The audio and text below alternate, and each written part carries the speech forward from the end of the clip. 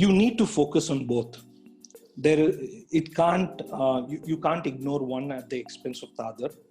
It's just that it has to be contextual again. The reason being, as an example, if you're launching a product into a market and let's say there's no one else competing, then what you're going to essentially do is you're going to try and solve problems for your customers. You're going to delight them. You're going to do a lot of innovation and bring it in that. But let's say after you do that, at some point there are going to be other companies getting into the space because they see a market potential. So at that point in time, you have to focus on competition as well, because they may have something being offered which is different than what we have in place as a company, or they may be offering something even better. You may have to focus on how they are pricing, what sort of channel strategy they're bringing in, what sort of business model they are bringing in. Are they running a lot of experiments? So it is all about saying that at certain stages you may focus on innovation a lot, and that's good, but then don't lose sight on competition.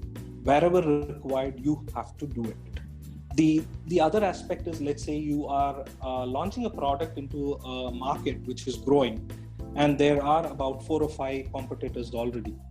Now what happens is there is an element of innovation involved there, but then you also need to focus on your competitors. The reason is you have to offer the delta in terms of value, which will entice customers to sign up for you. So what it means is you may have new customers popping up who have not signed up with any of your competitors, and they say, hey, this delta is also available along with all the problems or value that's being provided by other customers. So let's take it up, let's sign up for that.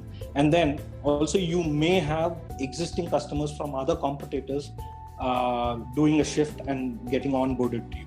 So it's very important that you have to do. And if you really look at it, I think 3 companies come to our mind when it comes to innovation, right? It's Apple, Tesla, and Amazon.